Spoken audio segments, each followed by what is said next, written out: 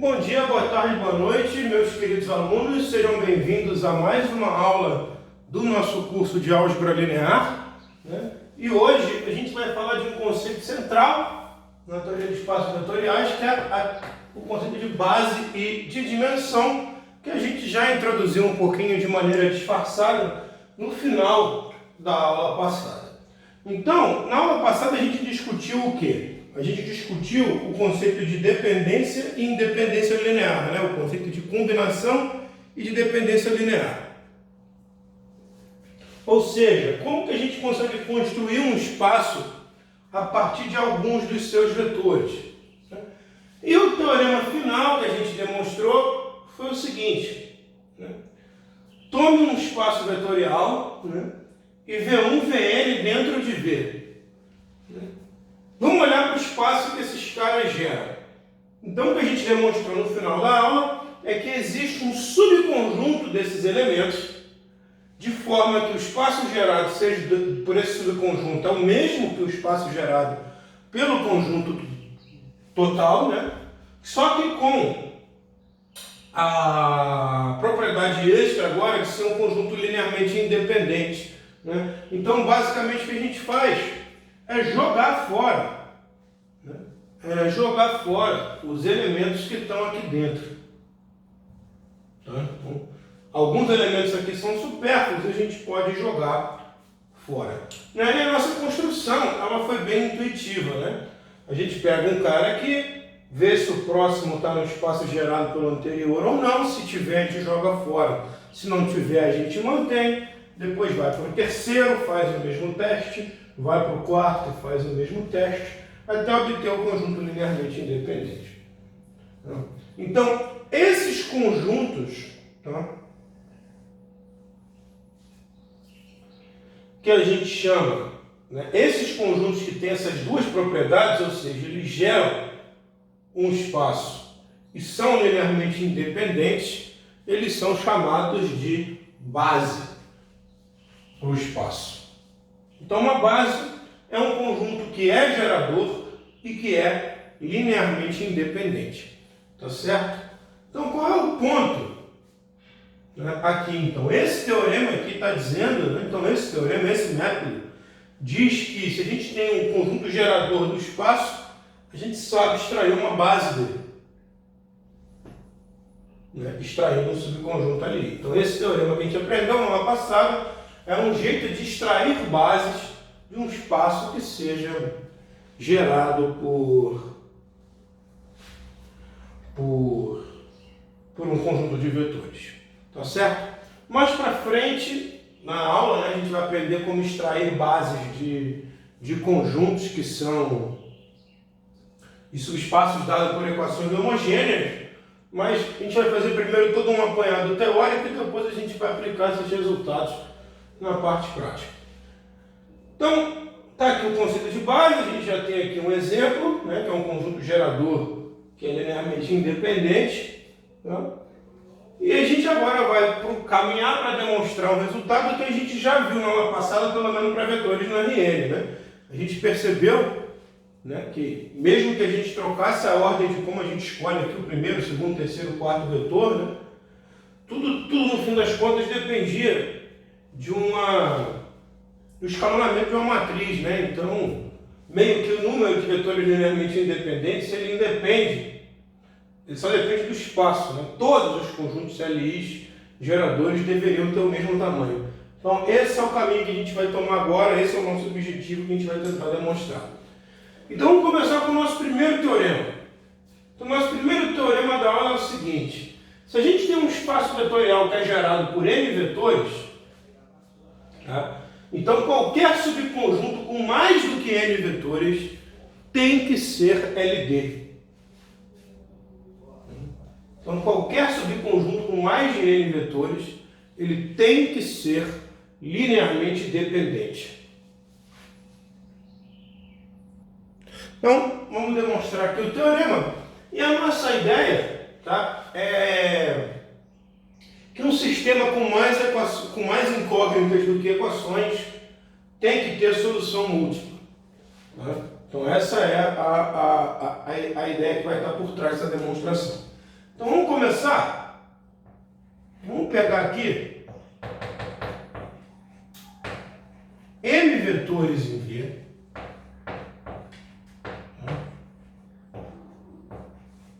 Em maior quantidade do que o que a gente começou. Então, cada um desses vetores,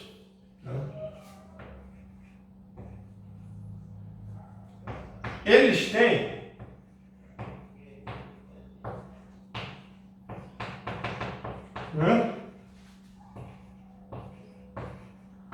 uma expressão em termos do V1, Vn. Tá? Aqui eu não estou usando o fato que eles são linearmente independentes. Então você pode ter várias expressões desse tipo. Tá? Só que uma pelo menos tem.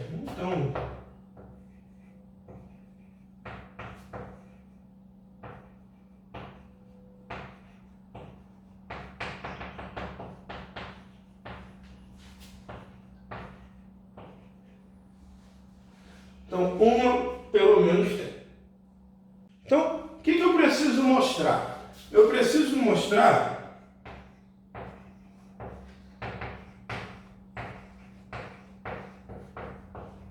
que existe uma combinação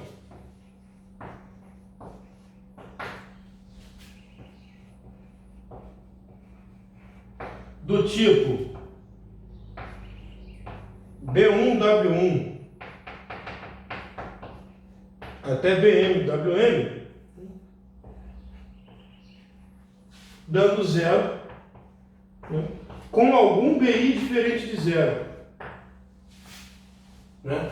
Se você lembra bem, né, a gente mostrou na aula passada que uma caracterização de conjuntos linearmente independentes é o fato de que o único jeito de escrever o zero como combinação desses vetores é escolhendo todos os coeficientes zero. Tá? A gente provou isso. Então, para ele ser dependente, né, a gente precisa ser apto a construir essa relação aqui, dando zero, com algum coeficiente não nulo. Então, vamos ver como que a gente pode fazer isso. Então, ó,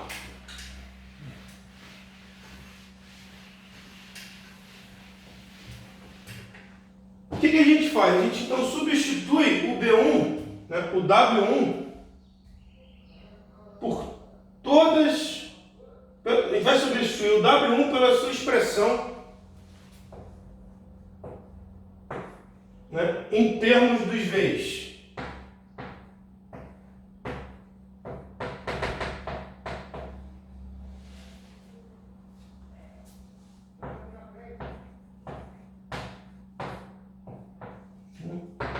A gente vai juntar aqui todo mundo. A gente vai trocar todos esses vetores aqui por esses aqui.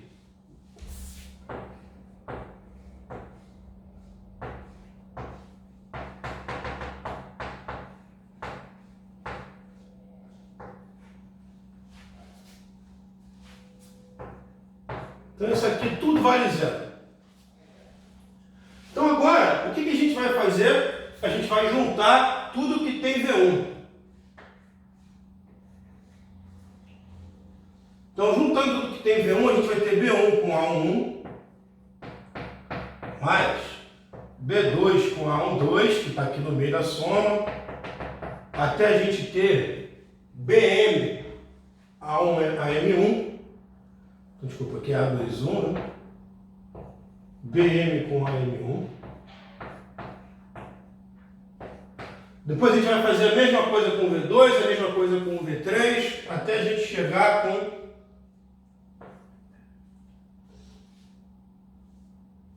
a mesma coisa com o Vn. Então, B1 A1N mais B2 A2N mais BM AMN Vn igual a zero. Então, a gente tem aqui os outros no meio.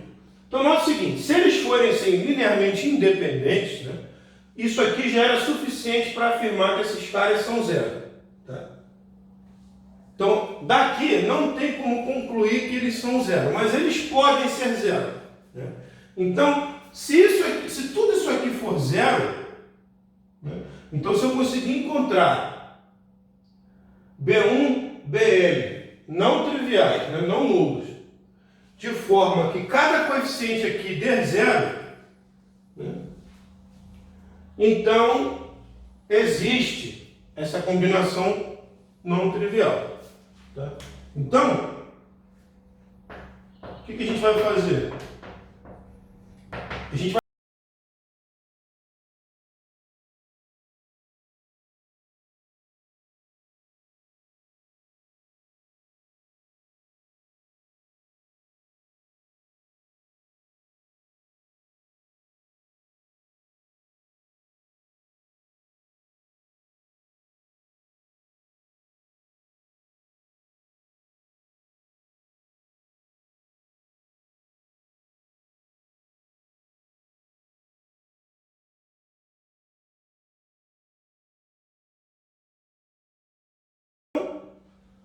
fazendo tudo aqui igual a zero, né? A gente pode considerar o sistema linear. Né? Então, a gente coloca essa primeira equação aqui. A11, B1, mais A21, B2, mais, até a gente chegar a AN1, BM igual a zero, até a última equação, que é A1NB1 mais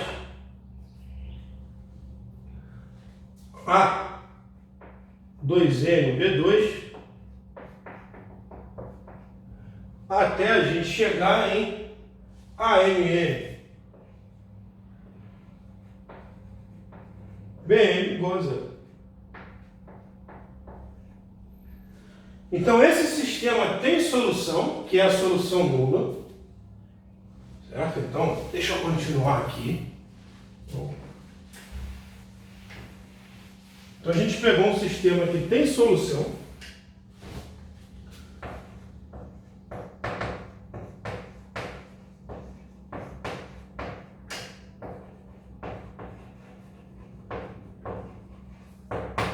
Certo?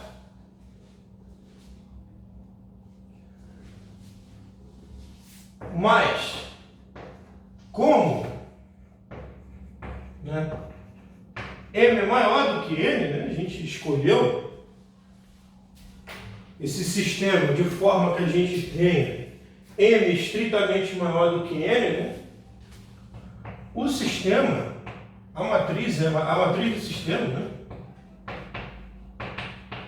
possui nulidade positiva.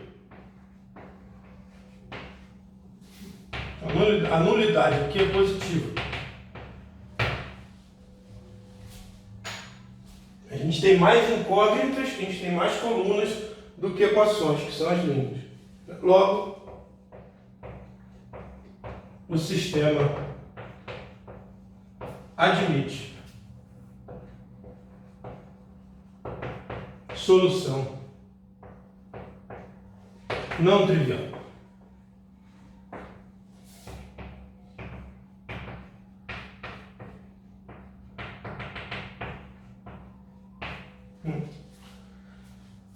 E aí, portanto, né,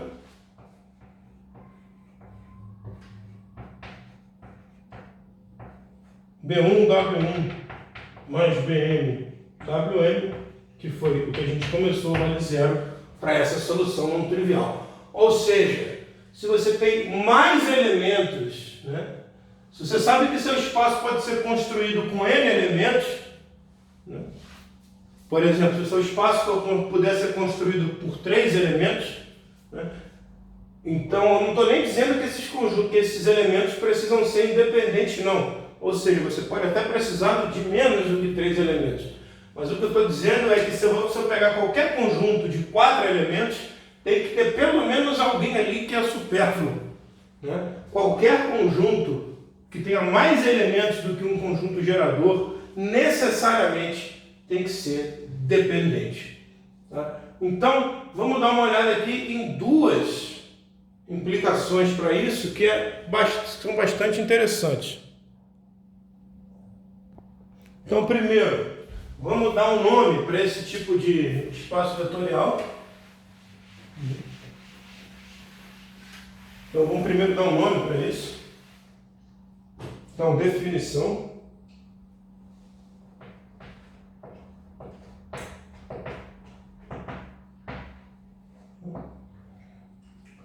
Então, a definição é um espaço vetorial V gerado, ou seja, se ele pode ser construído por um número finito de vetores,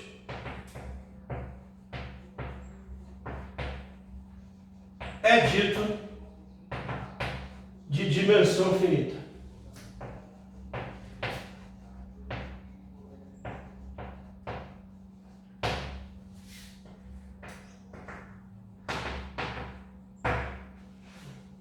Então, qualquer espaço que possa ser gerado por um número finito de vetores é dito de dimensão finita.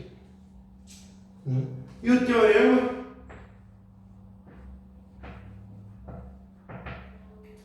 é que todo espaço de dimensão finita possui uma base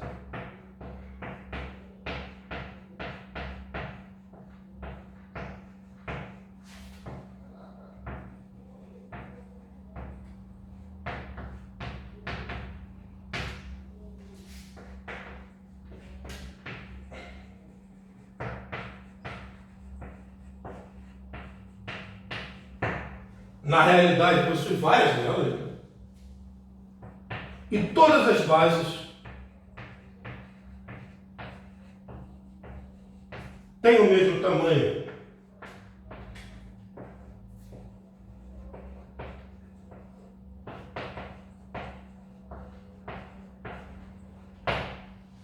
Certo? Então, quaisquer dois conjuntos geradores do espaço, de qualquer espaço vetorial de dimensão finita, tem o mesmo tamanho. Né?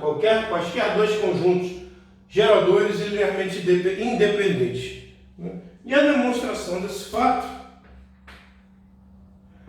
é bem simples e segue direto desse teorema que a gente acabou de provar. Né? Então, seja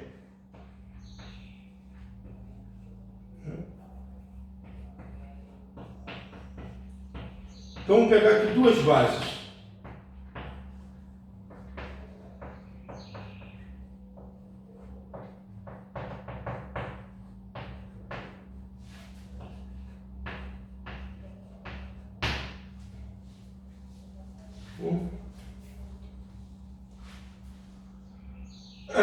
Como que... vamos supor que elas tenham tamanhos diferentes. Então, ambas geram o espaço todo e são ali. Tá?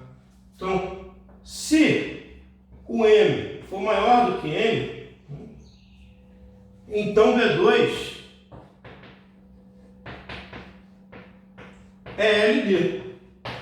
Por quê? Porque esse espaço aqui com M vetores gera tudo. E esse cara tem mais elementos do que esse. Então, pelo teorema, ele deveria ser LD. Então, o M tem que ser menor ou igual que M.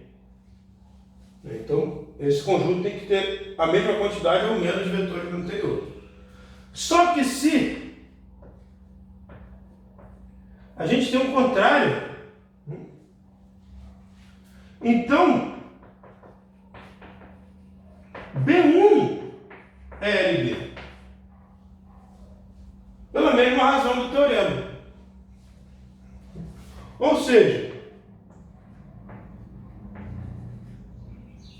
o N é menor ou igual que o M. Só que a única possibilidade de um número ser menor ou igual que o outro e o outro ser menor ou igual que um é eles serem iguais. Então, dado um espaço vetorial, né, todas as bases desse espaço vetorial tem que ter o mesmo tamanho. E esse tamanho a gente vai chamar de dimensão do V.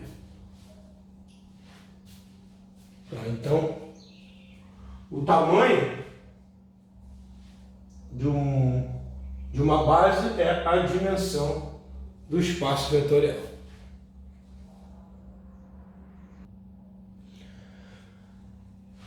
E a partir desses dois resultados, né, a gente pode concluir mais um teorema importante da álgebra linear, né, que é o completamento a uma base, né, que é o seguinte. Então, o teorema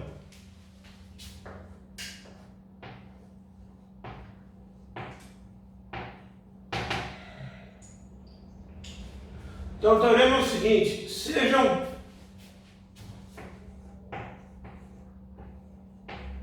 V um espaço vetorial de dimensão finita,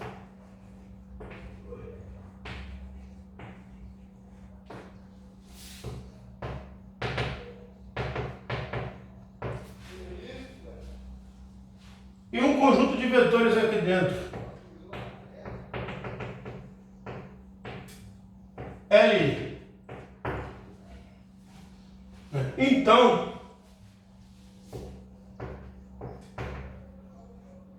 V1, Vn pode ser completado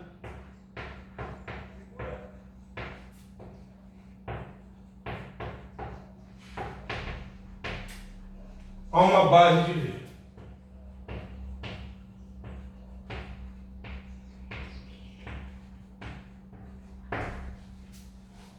Então a gente sempre pode, dado um conjunto linearmente independente, né, completar esse conjunto a uma base de V.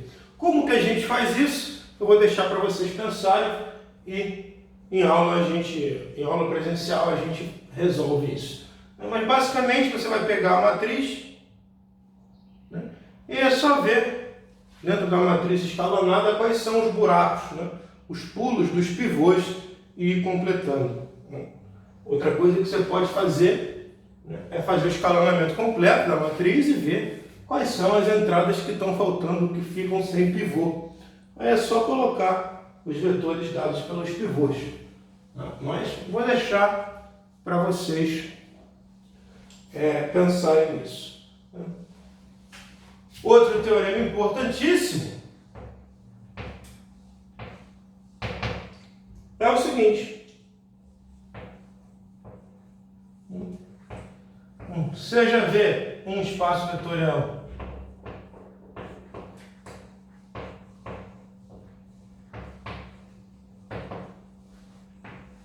de dimensão finita,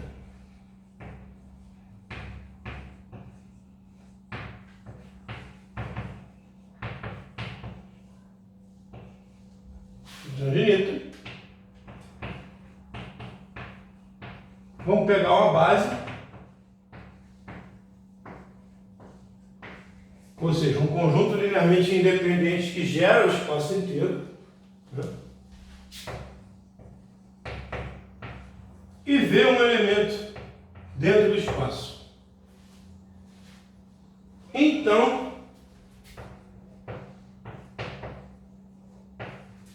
existem únicos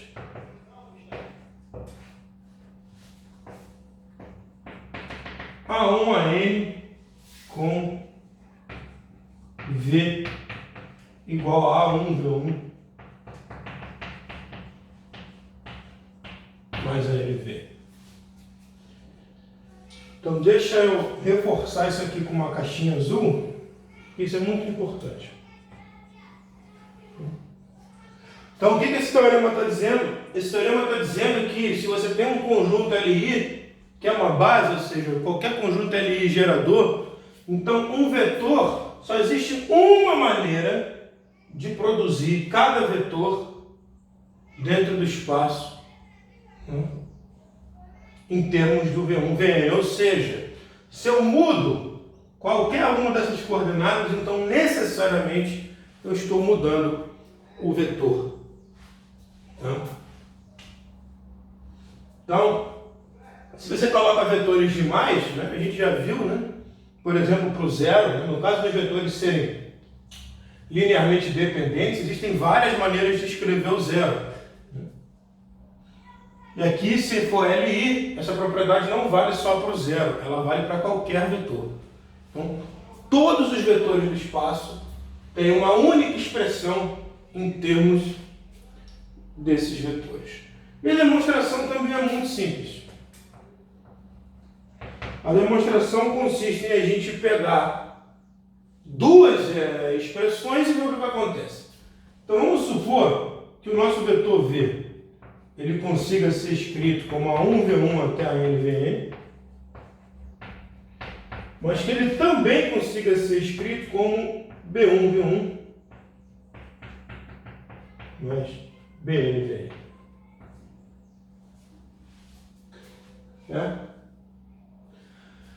Então, o que a gente pode fazer? A gente pode transferir todo mundo que está do lado de cá para o lado de cá. Então, a gente está do lado de lá para o lado de cá. Então, a gente pode escrever A1 menos B1 vezes V1 até AN menos BN vezes Vn.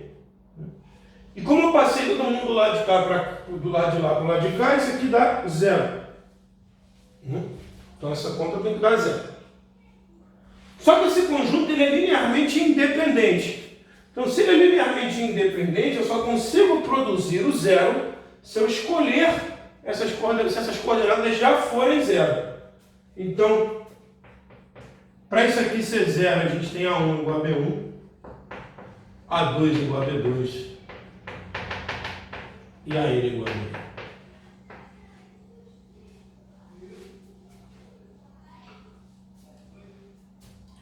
Então,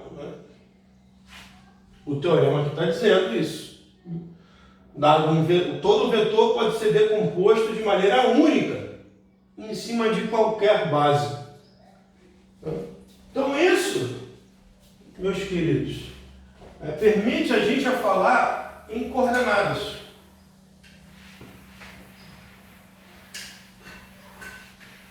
Daqui a pouco a gente vai fazer um tratamento geométrico, mas isso permite a gente falar em coordenadas. Então, definição.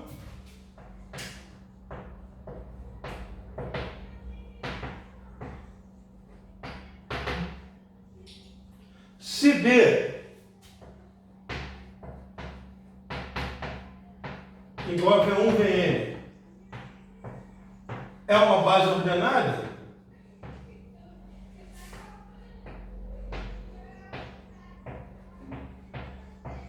o que significa uma base ordenada? Você tem o primeiro vetor da base, o segundo vetor da base. A gente fixa, além da base, uma ordem aqui, né? Os coeficientes aí do teorema anterior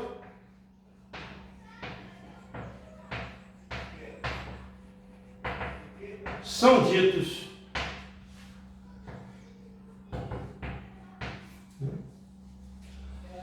as coordenadas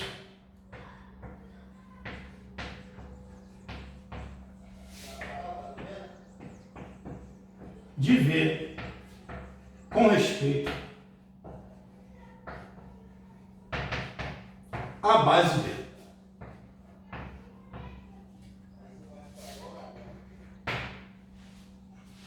E a gente, em geral, escreve isso aqui como VB, o vetor V na base B, como sendo A1AN. E mais para frente vai ficar claro por que a gente coloca como coluna assim. Então, se a gente for fazer aqui uma recapitulação, a gente começou trabalhando sempre com Rn. R1, R2, R3, lá na parte de sistemas. Na aula passada, a gente trabalhou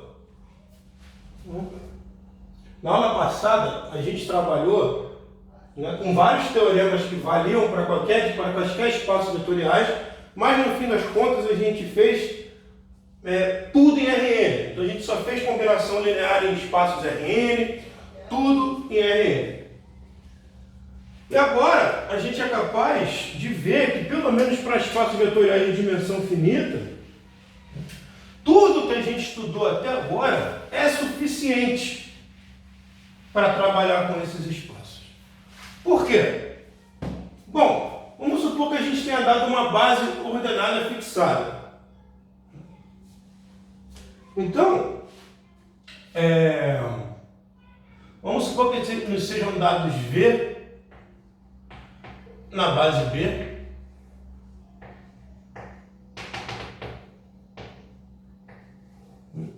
e nos sejam dados W na base B.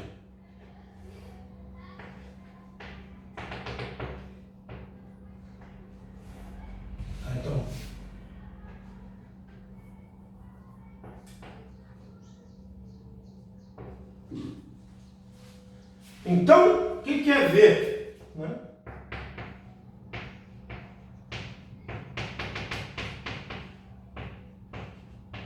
V é isso, né? Lembrando que a gente tem que sempre fixar a ordem. E W é B1 até BN. Então, quem é V mais W?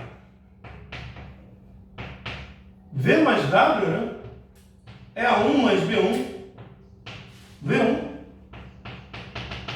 mais AN mais BN, V. Portanto, as coordenadas de V mais W nessa base são A1 mais B1 até a N mais BN. Então, nota que essa é a soma, né, com a estrutura abstrata. E essa soma aqui com a estrutura de coordenadas, né, correspondem direitinho.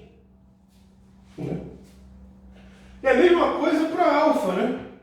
Quando a gente multiplica o nosso vetor por um escalar, né? A gente está multiplicando todo mundo aqui por esse mesmo escalar. Então, as coordenadas do vetor alfa v, né, também ficam multiplicadas por alfa.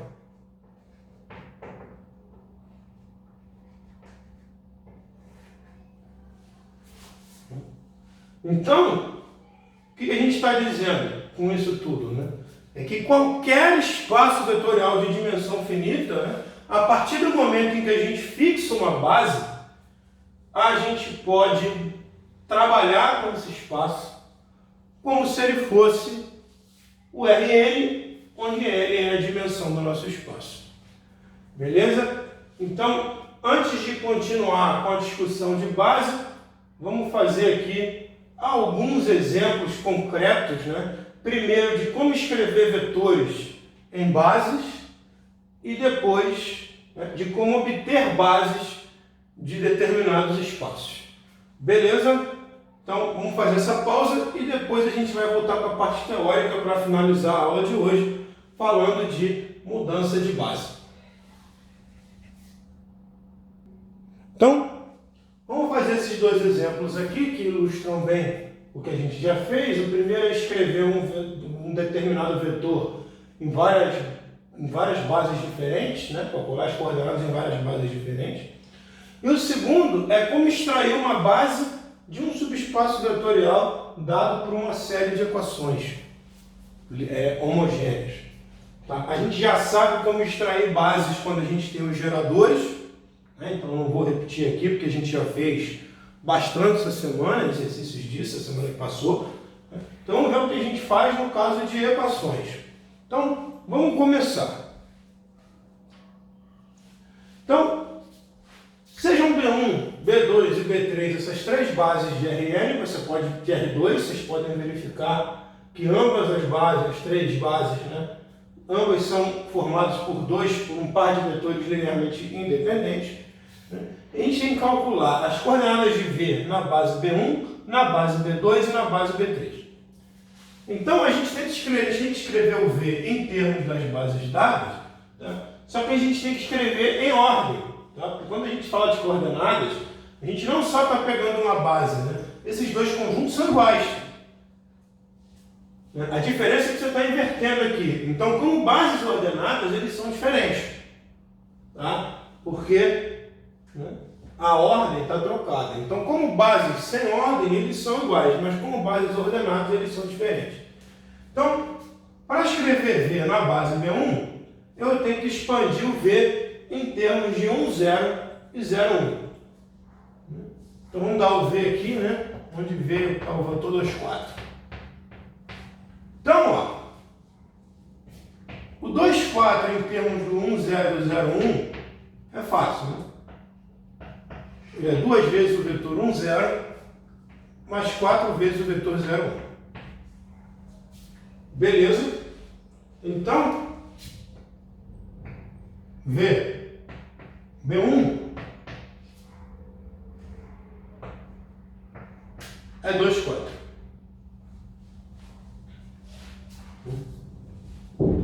Por outro lado,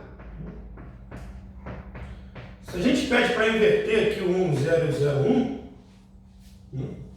a gente chega à conclusão que esse vetor aqui ele é 4 vezes o vetor 0, 1, mais 2 vezes o vetor 1, 0. Então,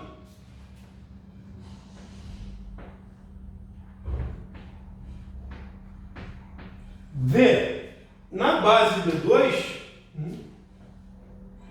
ele tem coordenadas 4, 2 e não 2, 4.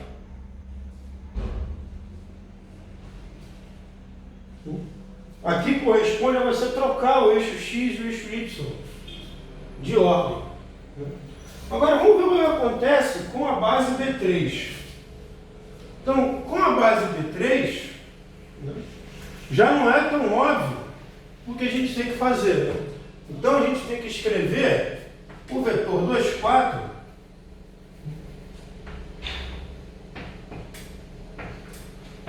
como sendo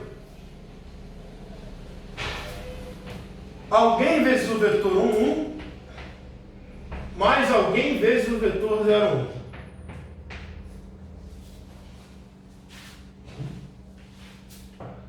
Então, isso aqui tem que ser A mais B. Portanto, né, a gente chega ao sistema linear A igual a 2, A mais B igual a 4. E, portanto, o vetor 2, 4, ele vale 2 vezes o vetor 1, mais 4 vezes, mais 2 vezes, desculpa, também, o vetor 0. Portanto, né, as coordenadas do vetor nessa base B3 é 2, 2. Mais tarde, a gente vai voltar nesse exemplo aqui, né, e descobrir uma maneira prática de fazer isso com qualquer vetor, para a gente não ter que ficar resolvendo esse sistema toda vez que a gente precisar mudar de base. Então a gente vai ver que a gente tem um procedimento genérico para resolver esse tipo de problema. Agora vamos olhar aqui. Então o problema é o seguinte. Então tome uma matriz M por N, né, M linhas e N colunas, com coeficientes reais. Então o primeiro passo é mostrar que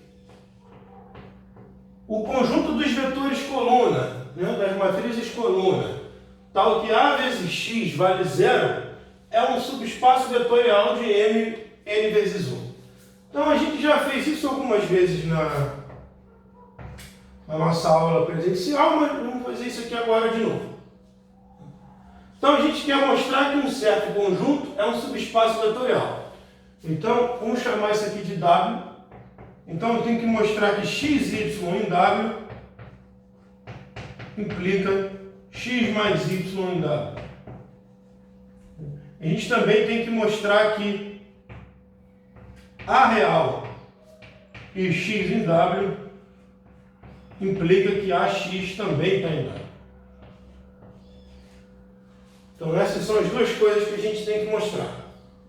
Então, a primeira coisa que a gente tem que verificar então é que se A vezes x e A vezes y vale zero, então AX mais y vale zero. Só que isso aqui, né? A vezes x mais y é AX mais AY e ambos valem zero. Então, isso aqui vale zero e está ok. A primeira condição. A segunda condição também é igual, né?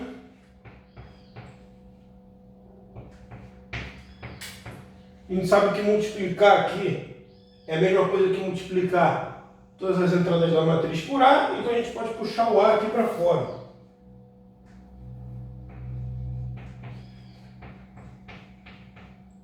E o A, x vale zero. Então isso aqui é o vetor zero também. Então, essas duas condições são satisfeitas e a gente precisa, então a gente pode considerar que isso aqui é um subespaço vetorial de M vezes N mais de Mn1. Então, beleza. Então, letra B, exemplo prático, calcular a base do subespaço de R3, tal que x mais y menos z igual a zero e x igual a y. Então, primeiro vamos ver que isso dá um subespaço. Então, dizer isso aqui, né, é a mesma coisa que dizer o quê? Que x mais y menos z vale zero. E dizer que x menos y vale zero. Então, encontrar esses pontos corresponde a solucionar esse sistema. Isso aqui é dizer, então, que 1 menos 1, 1, 1 menos 1, 0,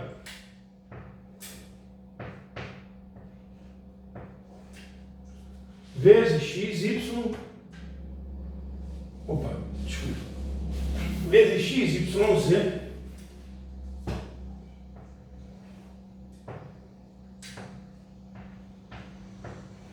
vale zero. Então a gente quer encontrar os vetores colunas onde isso aqui vale zero e a gente já sabe da letra A que isso é um espaço vetorial.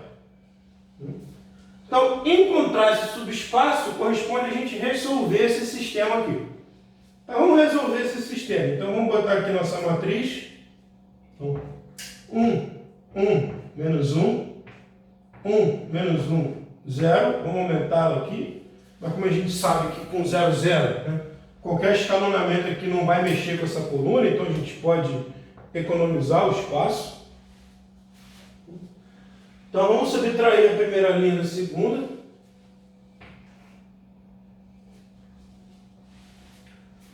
Então vamos subtrair a primeira linha da segunda. Então a gente vai ficar com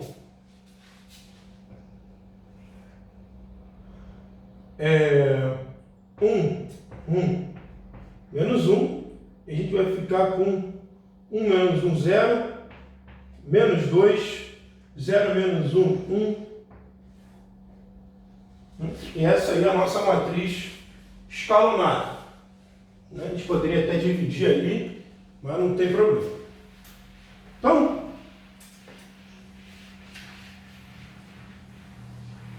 continuando a nossa continha aqui, a gente ficou com o sistema x mais y menos z igual a zero, né? E menos 2y mais z igual a zero. Então, como a gente fez lá atrás, se a gente chama Z de T, né, com T um número real, né, o que a gente conclui? A gente conclui que o Y, então, é menos T sobre 2, né? Quer dizer, na verdade, o Y é T sobre 2 dessa equação aqui, né? E o X é Z menos Y, também é T sobre 2. Então, todas as soluções desse sistema são da forma são da forma T sobre 2, T sobre 2T, com T real. Então, se a gente puxa esse múltiplo para fora, a gente fica com 1 meio, 1 meio, 1. Ou seja, né, o W consiste de todos os múltiplos desse vetor 1 meio, 1 meio, 1. Né? Ou seja, W é gerado por 1 meio, 1 meio, 1. Portanto, 1 meio, 1 meio, 1 é uma base de W.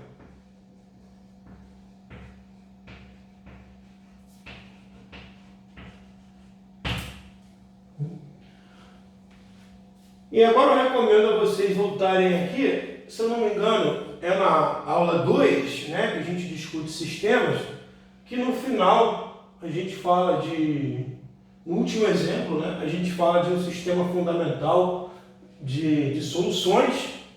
Né? Então, aquele sistema fundamental de soluções lá da aula 2, né, ele é, de fato, essa base que a gente está procurando aqui. A gente poderia ter escolhido também, por exemplo, se a gente quiser se livrar dos denominadores, né, a gente pode escolher um 1, 2, ou qualquer outro múltiplo desse vetor também vai servir como base.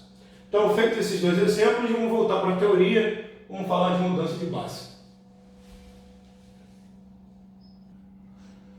Então, voltemos aqui ao nosso assunto, que é a mudança de base.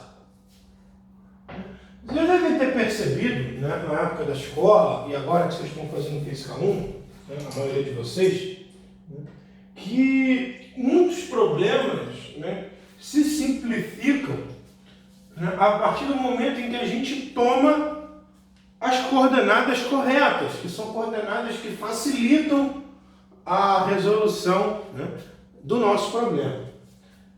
Então, por exemplo, se a gente volta na geometria analítica, né, que é a classificação de cônicas no plano, né, a gente percebe que a gente sabe identificar facilmente, né,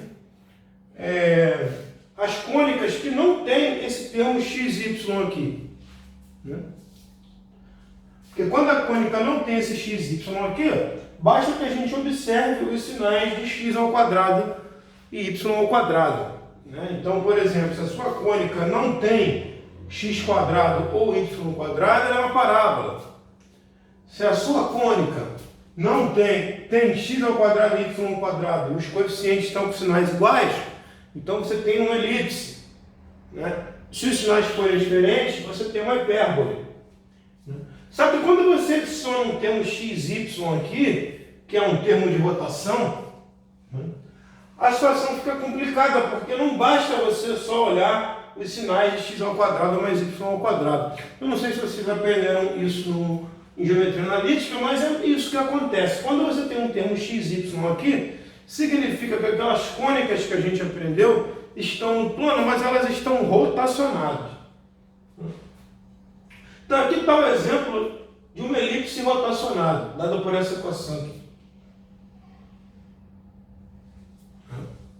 Então, a partir do momento em que eu escolho um sistema de coordenadas correto, ou seja, um sistema de coordenadas onde os vértices da minha elipse estão em cima dos eixos, esse termo XY some. E aí eu fico com essa equação que eu facilmente reconheço como uma elipse. Então, embora a gente não vá atacar esse tipo de coisa agora, tá? Vamos ver o que acontece, né? Como que a gente consegue relacionar, por exemplo, né, o que está acontecendo nas coordenadas brancas para as coordenadas amarelas. Então, como é que a gente relaciona esses dois sistemas de coordenada? Então, esse vai ser o nosso teorema. Então, vamos pegar duas bases ordenadas.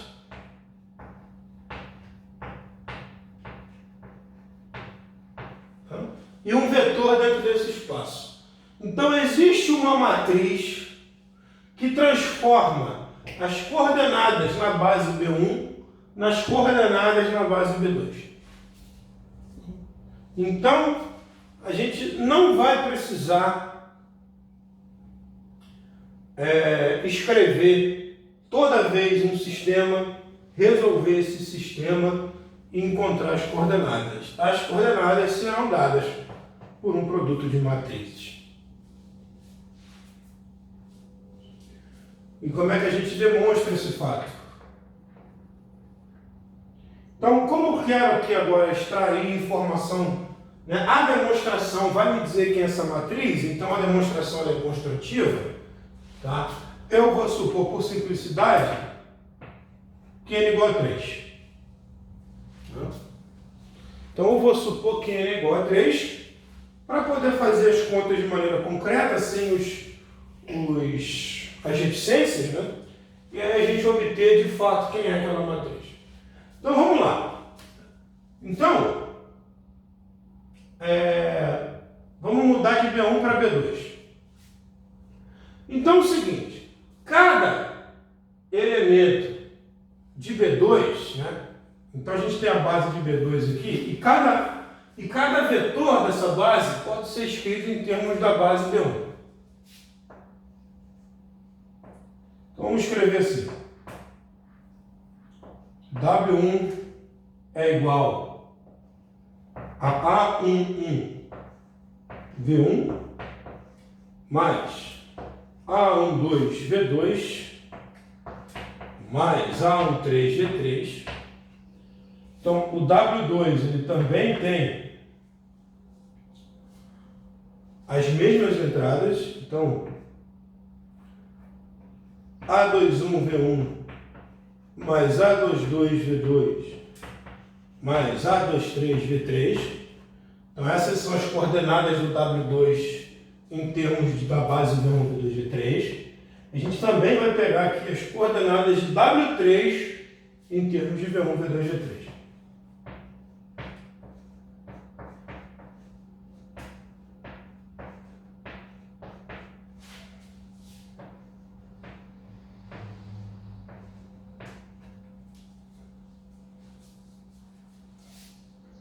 Então está aqui.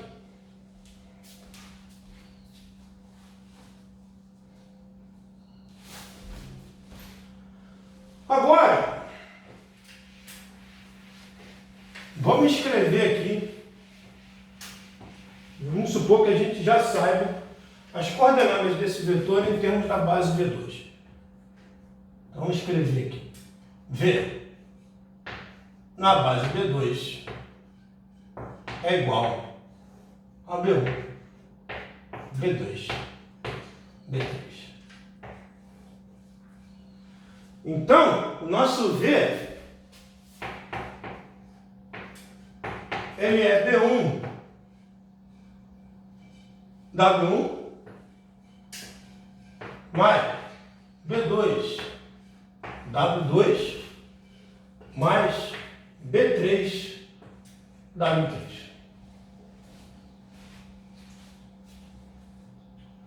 Portanto, se a gente substitui isso tudo aqui, lá dentro, a gente chega que ele é B1 vezes esse camarada todo, A11V1 mais A12V2 mais A13V3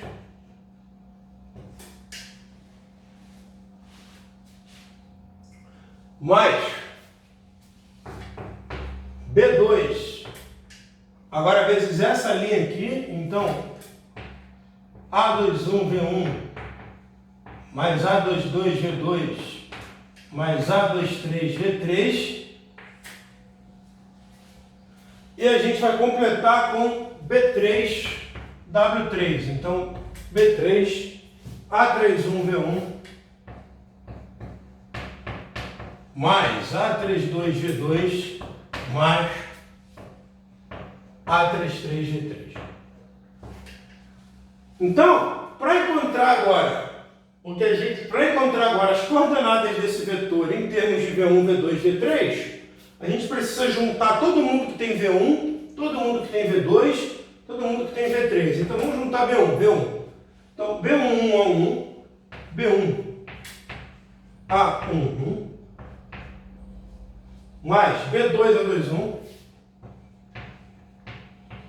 mais B3A31. Isso é o que tem V1. Então vamos ver o que tem V2. B1A12 mais B2A22 mais B3A23. Não, mais B3A32. Juntando agora o que tem V3, o que a gente tem? B3A31, não, B1A13, mais B2A23, mais B3A33, B3.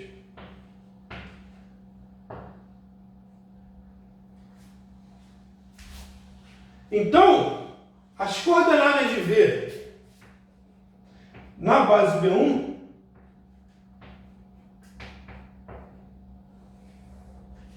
elas valem essa linha aqui, então B1 A11 mais B2 A21 mais B3 A31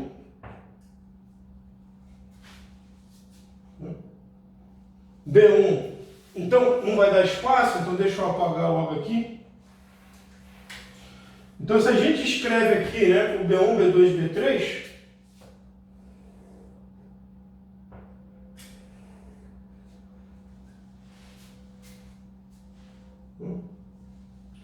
então, se a gente escreve aqui o B1, B2, B3, o que acontece?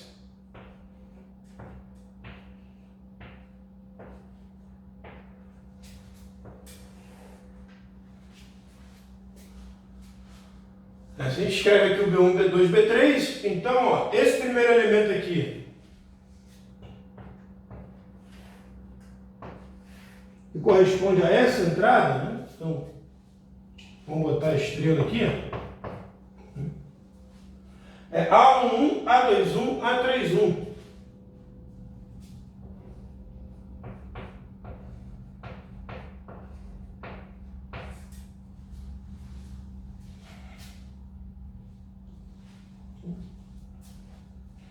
Já essa segunda entrada aqui, vamos botar aqui 2 estrelas. Ela é a multiplicação aqui, A12, A22, A32.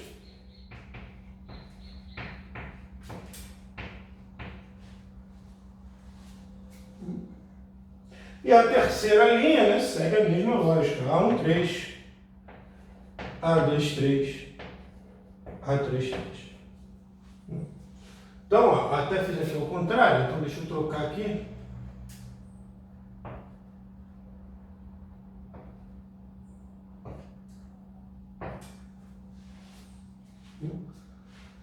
Então, o que a gente mostrou? Como esse cara aqui é o BB2, a gente mostrou que as coordenadas na base B1 são obtidas das coordenadas da base B2 pela multiplicação de uma matriz, que é exatamente o que está dito aqui no teorema. E mais ainda, né, o teorema ele é construtivo no seguinte sentido. Se você olhar a primeira coluna da matriz aqui, essa primeira coluna da matriz, ela é o W1 na coordenada B1, na base B1. Então, a primeira coluna da matriz é o primeiro vetor da base, da segunda base, em termos da primeira base.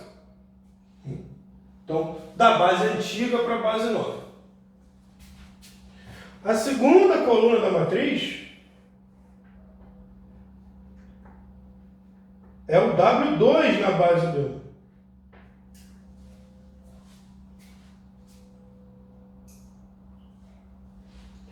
E a terceira coluna da matriz é o W3 na base B1.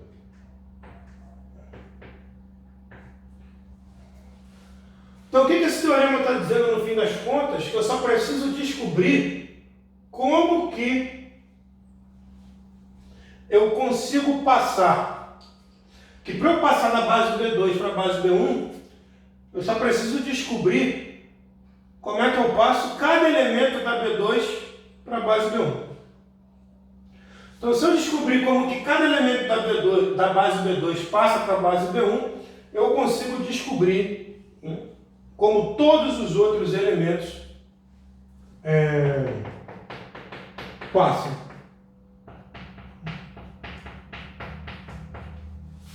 Então, basta eu olhar para a base. E o que acontece se eu quiser fazer o movimento contrário? Ou seja, eu quero passar da base B2, da base B1 para a base B2. Ou seja, o que acontece se eu considero a MB1B2? Então, eu quero passar da base B1 para a base B2. Então, isso aqui passa da base B2 para a base B1. Então, eu quero saber o contrário. Então, eu quero considerar M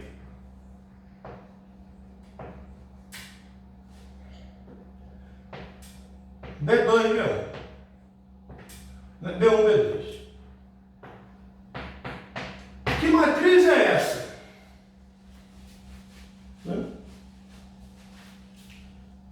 Bom, o que acontece? Vamos aplicar MB1, B2 em MB2, B1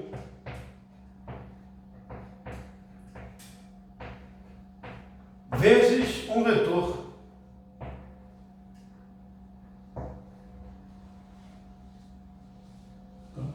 na base B1.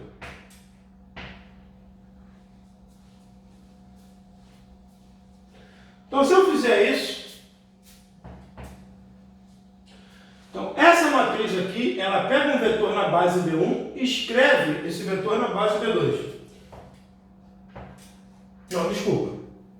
Vou botar aqui B2. Essa matriz aqui, ela pega um vetor na base B2 e escreve ele na base B1.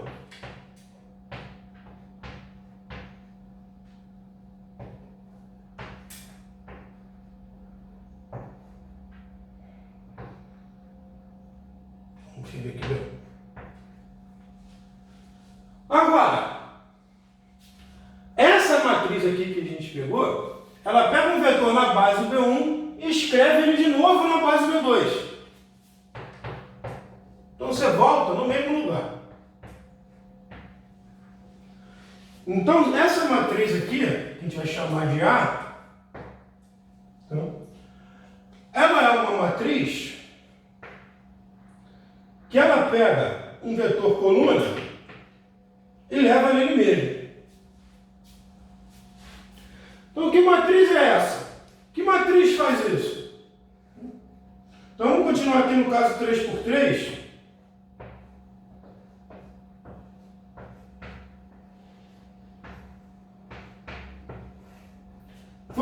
multiplicar primeiro essa matriz por 1, 0, 0. Então, quando a gente multiplica essa matriz por 1, 0, 0, isso aqui tem que dar 1, 0, 0. Então, quando a gente faz linha 1, coluna 1, a gente vê que o A vale 1. Quando a gente faz linha 2, coluna 1, o D vale 0 e o G vale 0. Então, a primeira coluna dessa matriz é 1, 0, 0. Quando a gente multiplica ela por 0, 1, 0,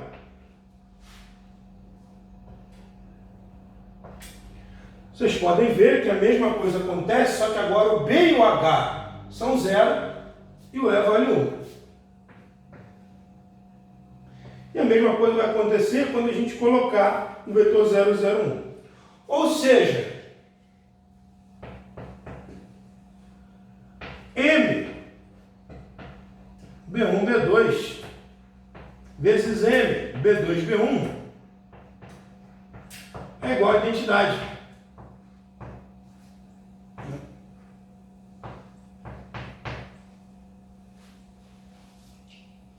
Ou seja,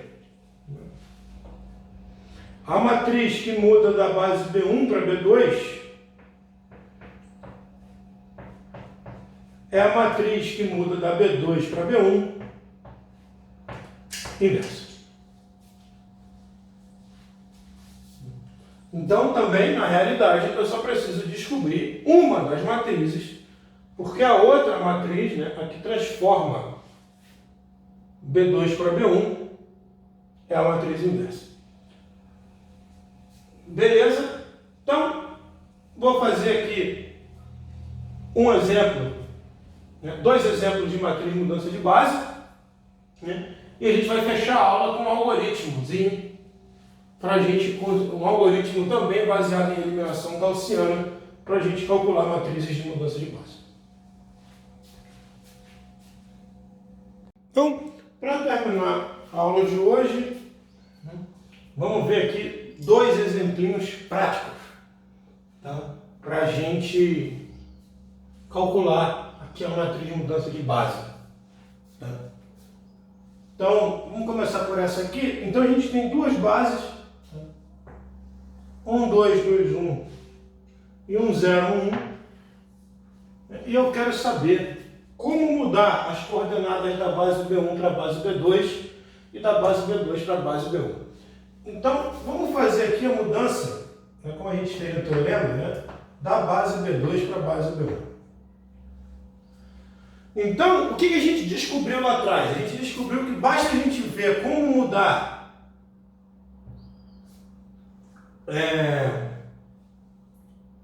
os vetores 1, 0 e os vetores 1, 1 e o vetor 1, 1. Né? E aí a matriz que aparecer é a matriz de mudança. Então, vamos tentar ver como que a gente muda o vetor 1, 0 para a base 1, 2, 2, 1.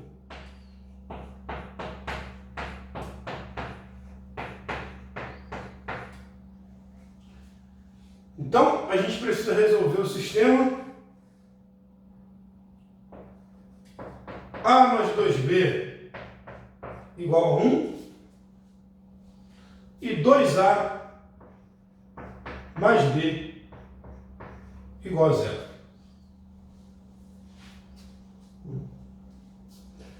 Então, ao invés de escalonar, vamos fazer direto, que é mais fácil. B igual a menos 2A. Então, A menos 4A igual a 1. Então, A vale menos 1/3. E B vale 2/3. Então, o vetor 1, 0, ele equivale ao vetor menos 1/3 do vetor 1, 2 mais 2/3 do vetor 2, 1. Então, vamos ver agora o que acontece com o vetor 1, 1.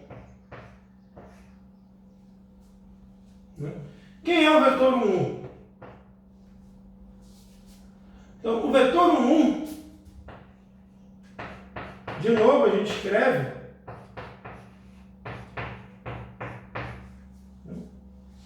dessa forma. Então, nota que a gente vai resolver o mesmo sistema. Então, a estrutura principal aqui do sistema é a mesma.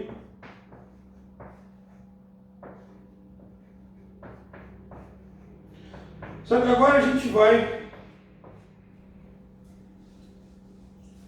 resolvê-lo dessa forma.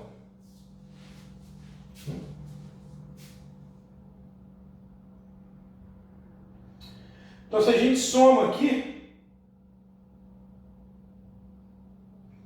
a gente iguala aqui, a gente tem, bom,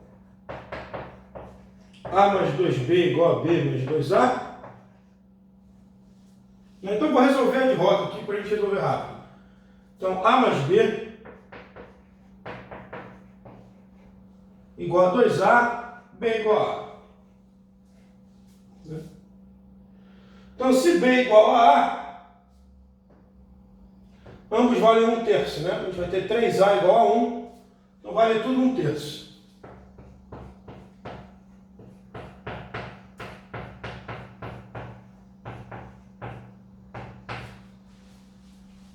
Então, a matriz mudança de base, né?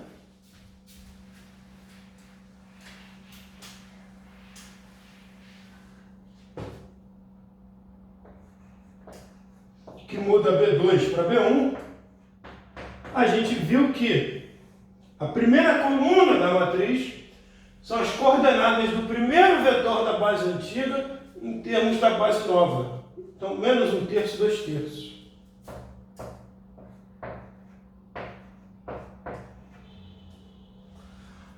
Ao passo que os vetores, né? Desculpa, primeira coluna, então menos 1/3, 2/3. Já a segunda coluna da matriz, né, é o segundo vetor escrito na base nova. Então, 1/3. 1/3. Agora, para calcular a MB2B1, a MB1B2, desculpa, a gente pode repetir esse processo, ou a gente pode fazer o truque, né, para inverter a matriz, que a gente sabe que essa é a matriz inversa. Então, a gente sabe aqui que a gente tem que dividir pelo determinante, trocar esses caras de lugar,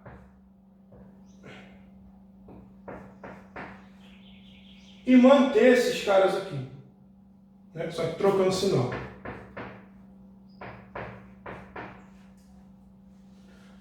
E se a gente calcula o determinante aqui,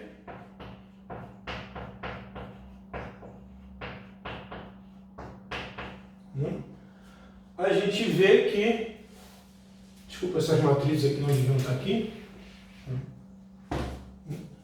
Calculando essas matrizes aqui, os determinantes, a gente vai ter menos 1/3 vezes 1/3 é menos 1/9, menos 2/9. Então, menos 3/9 é menos 1/3. Então, dividir por menos 1/3 é multiplicar por menos 3. Né? Então, a gente vai ficar aqui com menos 1, 2, 1 e 1. E a gente pode verificar que o vetor 1, 0, né, é menos esse, né, desculpa, o vetor 1, 2 é menos esse mais 2 vezes esse, né, e o vetor 2, 1 é esse mais esse. Então, está aqui calculada a outra matriz. Então vamos ver o segundo exemplo, né, que é calcular a matriz de mudança de coordenadas, né, que gira o plano R2 por um ângulo θ, no sentido anti-horário, vamos colocar assim.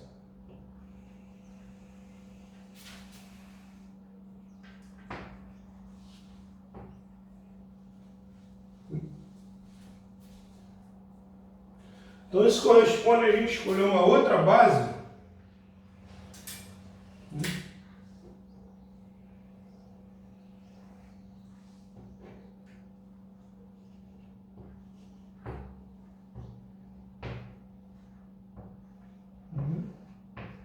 e aqui girou por um ângulo θ. Então, a base usual de R2, a gente sabe quem é, né? É 1, 0 e 0. Já esses vetores, eles são girados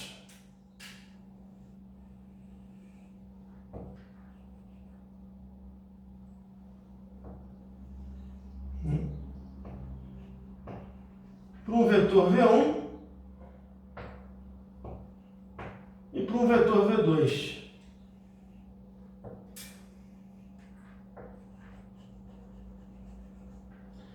Que a nossa pergunta então é: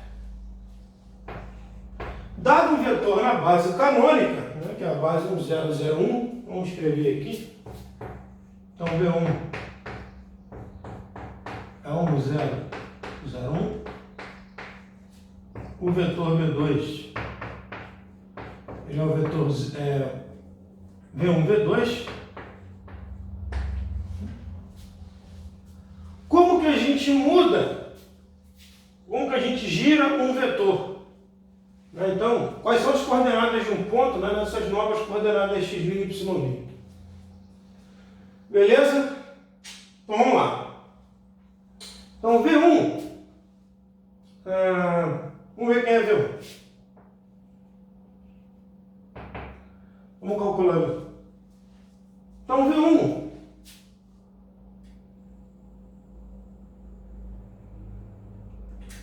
ele cai aqui em cima desse ponto.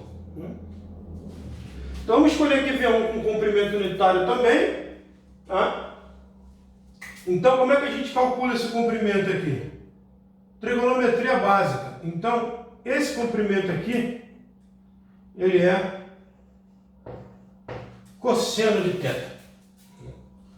A hipotenusa aqui vale 1, né? E o cateto adjacente aqui é o ângulo, vale cosseno de θ. Então,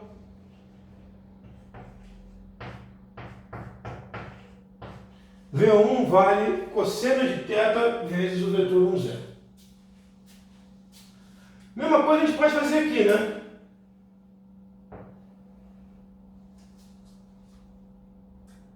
Esse comprimento é igual a esse.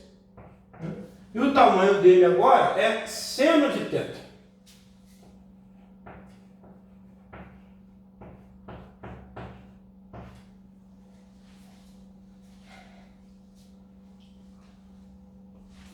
Tranquilo. Agora vamos ver V2. Então, V2 é esse comprimento aqui. E se aqui tem θ,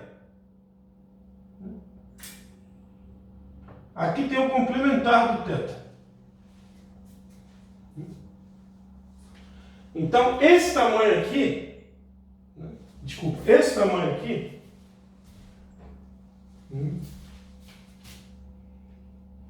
ele vale seno de θ. Só que com sinal trocado. Porque aqui, né, o nosso desenho terra está entre 0 e 90, e aqui ele está negativo. Então a gente vai ter aqui menos seno de θ.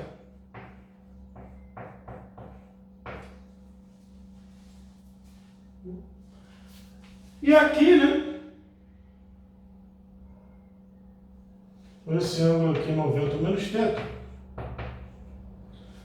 Já esse ângulo aqui, né, já esse camarada aqui, né, é o cateto oposto a 90 menos θ. Né, ou o cateto adjacente ao θ que está aqui também. Portanto, esse valor aqui agora é cosseno de θ. Portanto, essa aqui é a primeira coluna da matriz.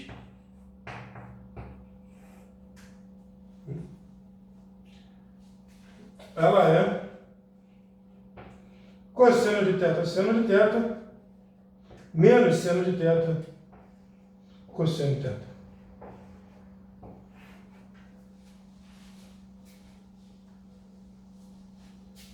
Entendeu? Então essa é a matriz que gira um plano por um ângulo θ no sentido anti-horário a partir de x. Tá? É possível demonstrar que essa fórmula ela vale para qualquer ângulo, não precisa estar entre 0 e 90. Eu fiz aqui entre 0 e 90 só para a gente ter uma ideia de como isso está funcionando. Deixa eu deixar como exercício para vocês, que é vocês calcularem a transformação inversa, né?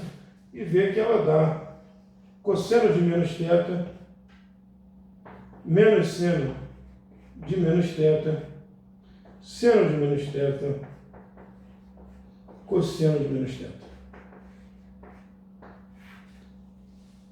Então, usar as propriedades de seno e cosseno para mostrar que a inversa vale menos esse aqui. Né? Então, se uma mudança de coordenada é o giro no sentido anti-horário por θ, a inversa é uma mudança no sentido anti-horário de menos θ, que corresponde a uma rotação no sentido horário de θ. Beleza? Então é isso, gente. Tá? Eu vou deixar um videozinho extra também agora com um algoritmo para o cálculo dessa matriz de mudança de base. Mas por hoje é só. Na aula que vem, a gente começa um novo tópico chamado transformações lineares. É isso, um abraço para todo mundo e até a próxima semana.